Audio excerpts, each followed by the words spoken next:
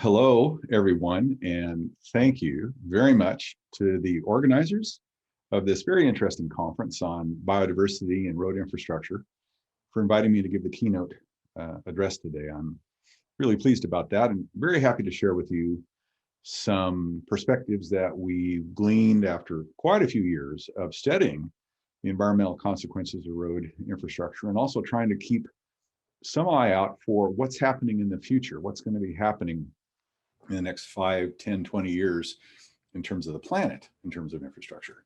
Now, I would love to be able to do this in Portuguese, but eu não vou torturar vocês com meu português agora. My Portuguese is a bit rusty, so we'll just do it in English. Anyway, very pleased to talk to you today. As we well know, when we look around the world, we see the transformation of the planet, of our planet, happening in an astonishing pace. I mean, we think about the fact that major changes in Earth's geological history would have played out over thousands and millions of years, that the fact that we're talking about processes here happening so dramatically in just years or decades is really quite incredible.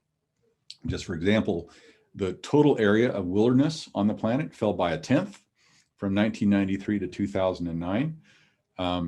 That's an astonishing rate of habitat destruction, that the core areas of forest, the intact core areas of forest on the planet Earth, most habitats, most forest areas are now dominated by fragments and by forest edges. And 70% of the planet's forests are now less than 1 kilometer from the nearest forest edge.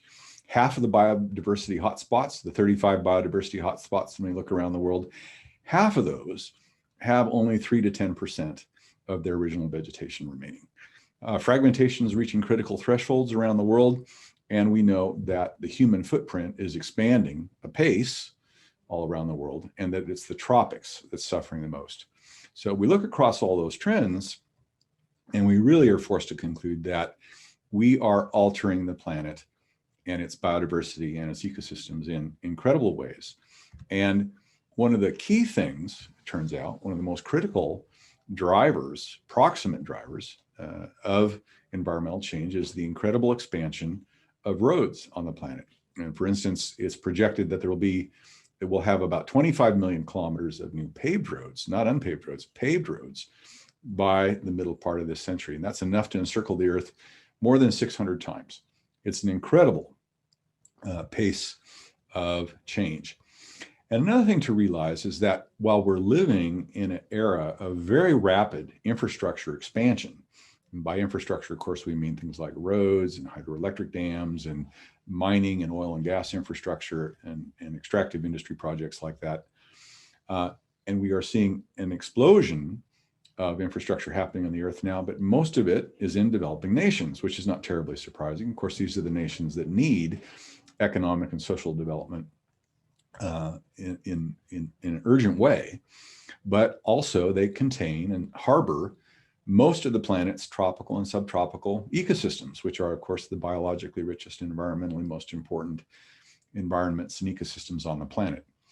And so it's tremendously important to understand that most of the infrastructure development that's happening on the planet today, are about 90%, is happening in developing nations. And that's where we're going to see the greatest amount of environmental change. Just one example here, the Congo Basin. I grew up reading books by people like Joseph Conrad that talked about the Congo Basin as this incredible wilderness, this last dark continent, this dark area, this unknown area. But yet when we look at the Congo Basin today, in fact, we see it's crisscrossed by many different roads, ramifying all throughout the basin, one of the world's second greatest tropical wilderness behind the Amazon. And even if we zoom in on some areas that seem to be superficially without roads, and then we look at using higher resolution methods, satellite methods, what we see is that in fact there are many roads in a lot of these areas that seem to be superficially intact, and these are from logging operations and also some mining operations. So there's a huge amount of change being experienced by the world's tropical ecosystems, and roads, more than anything else, are what's causing or what's opening the Pandora's box of environmental change and allowing this stuff to happen. When we talk about roads, I think an audience like this is going to know most of this, but we can talk about, of course, direct consequences of roads and also the indirect consequences of roads. So I thought I'd just briefly mention this, and I think most of us know this, but for instance, when we talk about some of the direct effects of roads, habitat loss. This is a gold mining road, as we can see here in Panama, and that road's a few dozens of meters wide. And of course, road construction is done by cut and fill operations, and we have some habitat destruction, direct habitat destruction as a result. Another change, of course, is that we see environmental changes that are associated with the edges of roads, with the margins of roads, with the physical environment around a road. Now, this is a photo taken in the central Amazon north of Manaus. And what you can see here is a dense rainforest, which is going to have a very thick canopy, like a protective skin. And it'll be have very high humidity, very low light levels, very little wind, stable, relatively stable temperatures. And outside of that forest and the forest edges, we see this harsh, dry, windy road. And when you put ram a road through a forest, of course, you get these edge effects, these physical and biological changes happening along the margins of the road. And we can see here, this is all work from the Biological Dynamics of Forest Fragments project in the central Amazon.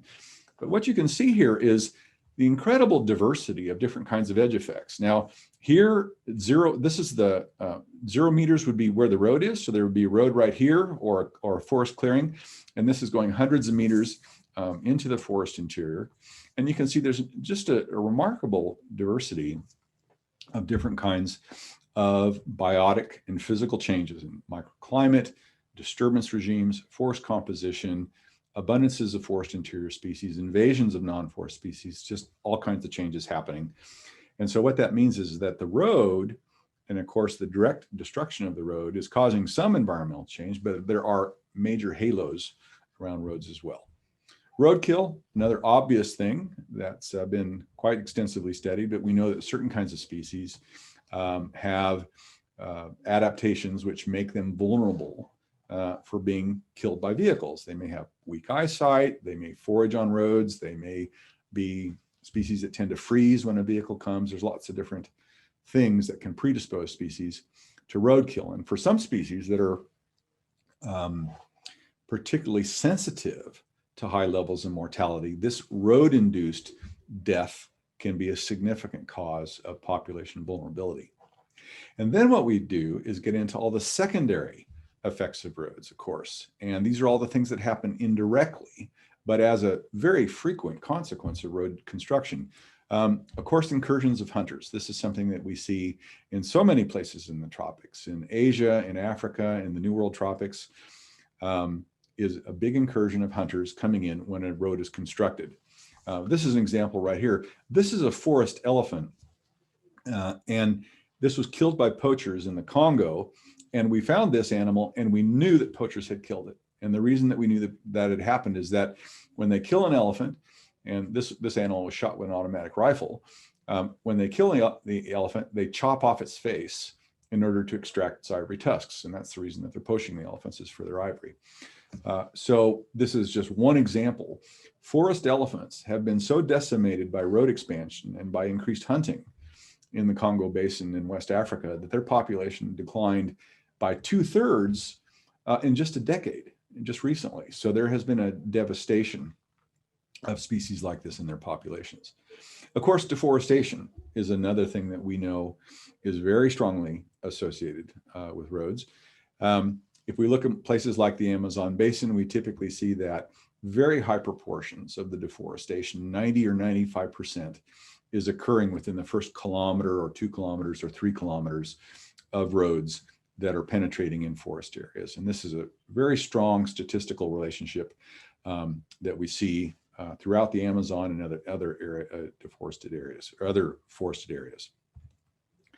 And then finally, fires and greenhouse gas emissions. Of course, forest destruction and degradation is going to reduce the amount of carbon being stored by those ecosystems, and it's going to result in substantial greenhouse gas emissions. The destruction of forests right now in tropical forests is probably accounting for about 15% of all global greenhouse gas emissions, which is roughly equivalent to the total transportation sector in the planet. So all cars, vehicles, boats, planes, everything, trains, all of that together is collectively producing about as much emissions as are the destruction of tropical forests. Now, I wanted to mention China's Belt and Road Initiative. I imagine most of you have heard about this, but this is such a big thing, and it is so much larger and more inclusive and more, in many ways, alarming than anything else we've ever seen, that I think it's important to pay some special attention to it. The Belt and Road Initiative, as it's currently been envisioned, would span about 130 nations worldwide. It would essentially cover all of the planet, so far with the exception of Antarctica, although China is actually the biggest investor by far in Antarctica right now and is moving very aggressively to try to establish territorial claims there. So this is a global initiative. It encompasses something on the order of roughly 7,000 infrastructure or extractive industry projects. I mean, this is so big, and would have a total budget of up to $8 trillion. About a trillion of that's going to come from China, with the remainder coming from other sources and other nations around the world, according to China's vision and model for how the Belt and Road would work. This budget would make it the biggest economic transaction in human history. There's never been anything that we've done in our entire history as a species that would challenge the scale and the magnitude of this incredible project. Now, the Belt and Road has raised a lot of concerns, and there's been a lot of attention paid to the Belt and Road. This is a very firm initiative of President Xi Jinping, and he has become established now, as we know, as essentially China's leader for life. And so one of the things that's made the Belt and Road, given it so much momentum in China and internationally, has been that Xi Jinping has been so aggressively promoting it. One of the things that he's done is to have the Belt and Road Initiative embodied in the official charter of the Chinese Communist Party. And what that means is that it is a crime for anybody to criticize the Belt and Road. So we have this world-changing set of initiatives, and nobody within China can criticize it. I mean, this is the antithesis of the kind of balanced and informed development that we would like to see happening. China also it's difficult to deal with China because the media is so closed. They have the so-called Great Firewall. They have many things that might be considered in any way critical of the Belt and Road are simply not translated into Mandarin Chinese. So there is this very powerful indoctrination and closure of China to anything that might be considered criticism of the Belt and Road Initiative. And China has consistently been hostile to the Belt and Road, any type of criticism levied at the Belt and Road. Another thing that's in addition to the government's means of working and their policies has been Chinese corporate culture. Except with the exception of a few really large Chinese corporations that are in international stock markets, most Chinese smaller and medium-sized and some larger corporations are not listed on international stock markets. That happens because they are not transparent, and that there are rules about financial practices and transparency that international stock markets require, and that Chinese corporations substantially have not adhered to. So there's a real lack of transparency around the corporations, what they're doing, who they're paying. The other thing is that Chinese corporations are notorious, and I've seen this at firsthand in various places, of involving in aggressive bribery. And in fact, what I've seen has been that Chinese corporate investors and entrepreneurs will actually come into developing nations and try move immediately to engage with ministers and prime ministers. And so they tend to bribe at a very high level at the top, and then it becomes very difficult to stop anything that they may want to do. They get just complete open access to natural resources, to forests, to lands, to mining minerals, to oil and gas in the nations where they're exploiting. And China does not have, unlike most nations, China does not have any kind of national legislation which makes it illegal to bribe. It makes it illegal to have corrupt activities. And this is striking. In fact, we can look here at Transparency International, which is a German non-governmental group that monitors corruption around the world. And here's a quote from a recent report of theirs. No investigations of charges have ever been laid in China against its companies, citizens, or residents for foreign corrupt practices. So if you're a Chinese corporation and you're part of this Belt and Road, bribe away. It's fine. There's nothing in China that's going to stop you from doing that. Now, President Xi Jinping does talk about corruption issues inside China, and he's starting to pay a little bit of attention to what's happening internationally. But still, this initiative and China's business and corporate culture creates an extremely dangerous situation that we need to understand.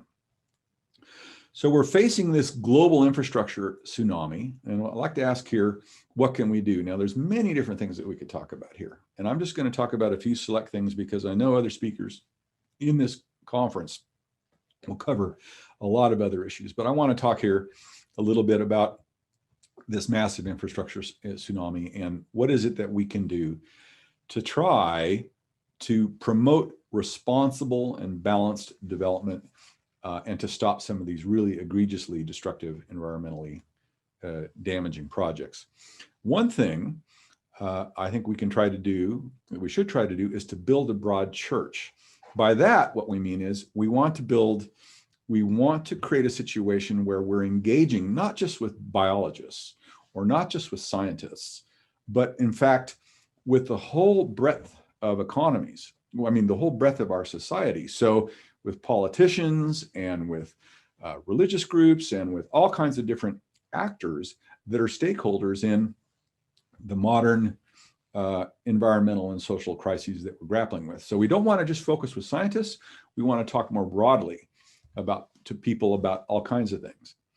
Another thing to be aware of is that what we're seeing now is a lot of major, gigantic development projects happening in different parts of the world. And one of the things that's very common is that those tend to be that the proponents of those projects tend to overstate the economic benefits, and they tend to sell these projects on the basis of this idea that, hey, we're all going to get rich. And in fact, that's not reality at all. We did a study published in Current Biology a couple of years ago, and we looked at a whole range of different kinds of infrastructure projects. And what we found is that the projects themselves are extremely variable, and the benefits that arise or don't arise are very context dependent. It depends on the specific situation, but in many cases, the benefits of some of these big infrastructure projects are really inequitable. By that, I mean like a few people get really rich and a lot of people don't get much at all, or they may actually fall behind. So that's an unfortunate reality, is that when you see these big development projects, it's the project proponents, and it's might be people in charge of, say, natural resources or land, the ministries, and other land developers, land speculators. These are the people that are getting rich off of many of these big projects. And it's not the average person, and the benefits are not being equally or relatively evenly distributed. And this impact of corruption, when we're talking about development, these development projects in the developing world, in nations that are economically and socially developing now, corruption remains a problem, a serious problem.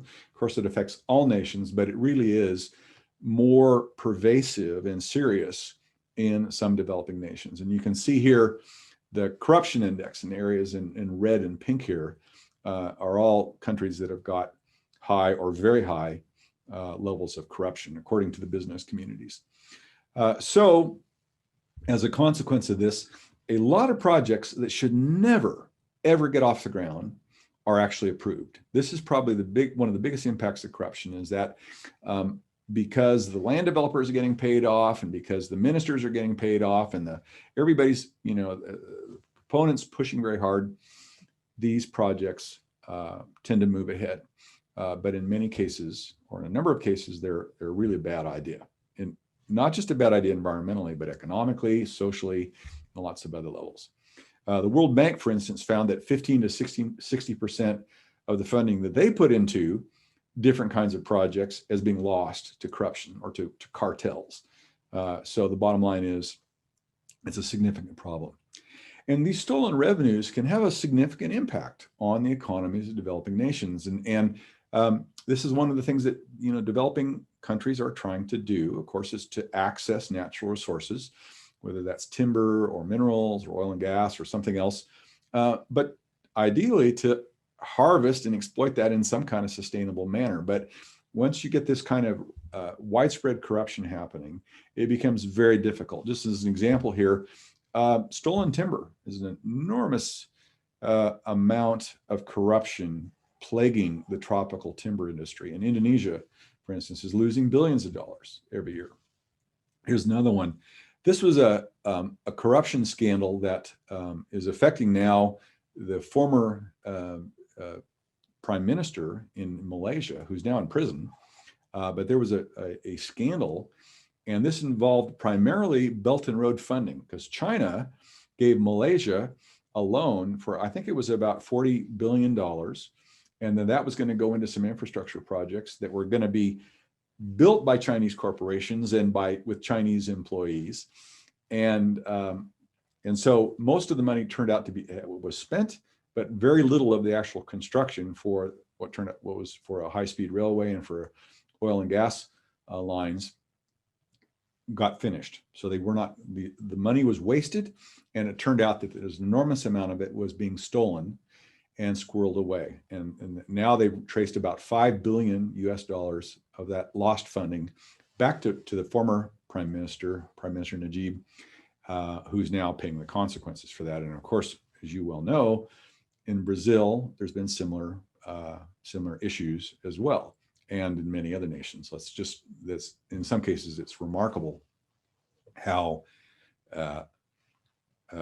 large scale and how big some of these examples of corruption are, involving hundreds of millions or billions of dollars. Dangerous air pollution is another example. If we look here on this figure, we see all this. This is in northern Bolivia. The areas in dark and black here are logging roads, and the areas in red are forest fires. And you don't have to stare at that very long to see that there's a really strong correlation between where roads are and where the fires are. And of course, roads are there by producing lots of dangerous, or promoting the production of lots of dangerous greenhouse gases and air pollution. This is a photo here in Indonesia, and you can just see how much they're being plagued year in, year out by these out of control fires. The same thing, of course, is happening in the Amazon, in the Pantanal, and in Australia, and many, many other parts of the world. But a key thing to mention here, talking about this notion of a broad church, this is air pollution. And you might say, okay, that's an environmental problem. And what I would say is, no, it's not just an environmental problem. It's also an economic problem. There's an economic cost of that kind of pollution. That's causing hundreds of schools and airports to be closed down, and resulting in dramatic increases in people going into hospital with respiratory crises in Southeast Asia. Okay, so it's not just an environmental problem. It's a social problem. It's an economic problem. It's a political problem. It's a reputational problem. It's all of these things. And we need to play this up. We need to talk about how these issues are broad. Another example, the impacts on water quality. We know when forest destruction occurs, that you get big changes in terms of the effects on drinking water, on fisheries, flooding, stability of water supplies. These are all important and valuable things to local communities. And so these are important assets that are being lost or compromised as a consequence of ill-advised development. So that's another thing that we can talk about. Another issue to talk about when we are discussing and whether a road or a set of road projects are a bad idea, one of the things I think is very commonly underestimated is the maintenance costs. It's so easy for a nation to get money from an external funder, whether that's a bank or a corporation, to build some project, let's say, for instance, a major new road, but not to have the funding also for the maintenance of that road. And in the tropics, in wet environments in the tropics, what we see is that it's very difficult to maintain roads and other kinds of infrastructure in the face of that kind of environmental change, that kind of environmental pattern. And so what we see is a lot of slumping, a lot of potholes, that type of thing, which can very rapidly take an expensive road and make it a very little value at all.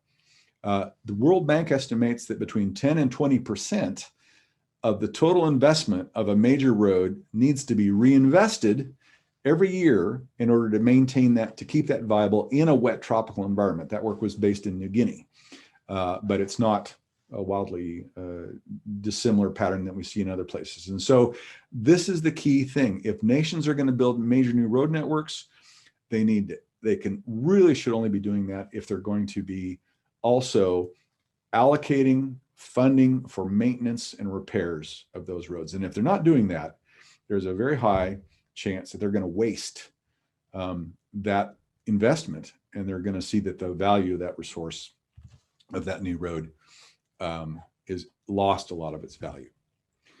Okay, and then another thing I wanted to mention is this. I think a lot of us, when we think about things like major developments, we tend to see these again in more regional terms or national terms.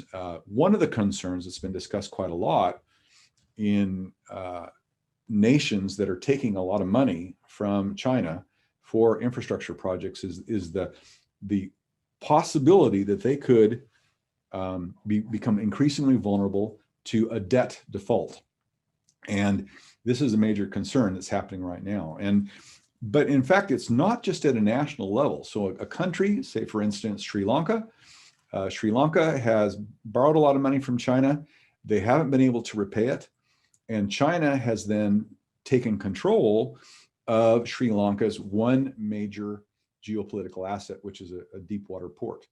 And now China has a major staging area for its military ships and other operations in the Indian Ocean, as well as the South China Sea. So that's been a major change. But key thing is this, that we're seeing with China, in fact, is not only is there a possibility of economic instability at a national level, but in fact, we could see potentially economic instability arising internationally as a so-called systemic risk, much as what we saw with the global financial crisis, which of course was predominantly caused by the United States.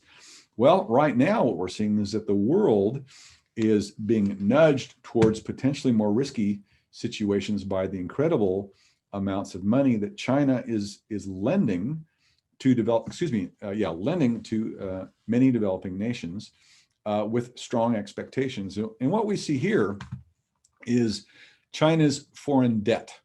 And so we can see here that as China's been lending all this money, this big increase in foreign debt in from say the mid 2014, 15, 16, 17, we can see how much China's foreign debt has grown. And even more alarmingly, the foreign debt to their gross domestic product ratio, that's really the critical thing. The bottom line is this: China's lent so much money, and in many cases to projects that are very high risk and that could default. The possibility exists that this could destabilize the global economy, much as the global financial crisis did earlier. So this is another thing that we need to keep an eye on here. So when we talk about the environmental consequences of roads, we're not just talking about the effects on ecosystems, on elephants and on monkeys and on other things like that. We're talking about effects on people, on economies, on societies, on governments, on national reputations, on economic viability, and the broad sense of environmental quality. So I think this is something we really want to bear in mind when we're talking about this is it's not just about nature. It's about a much bigger set and critical set of factors that are going to really affect human viability on the planet. If there's one thing I could say about infrastructure projects, like big infrastructure projects, the thing I would say is this: to the degree possible that we can delay them, just try to slow them down. Land developers and big developers, they want to ram the projects through as fast as possible. They want to get through all the approval process. They want to get through the environmental process. They want to just go as fast as possible and get the project started. That creates a very dangerous situation that ill-advised projects that are just a bad idea can happen. And so the thing that we can do, the best thing we can do, I believe, is to slow those projects down, and by any means possible, to provide more opportunities for the general public to understand all of the hidden costs and risks that are not being discussed by the project proponents. And if we do that, we can help build a broader umbrella of understanding among the people and among all of us about what this sweeping change of environmental disruption and this breakneck expansion of infrastructure projects, and especially roads, is causing to our planet and to the incredible biodiversity that we share with our world. Thank you.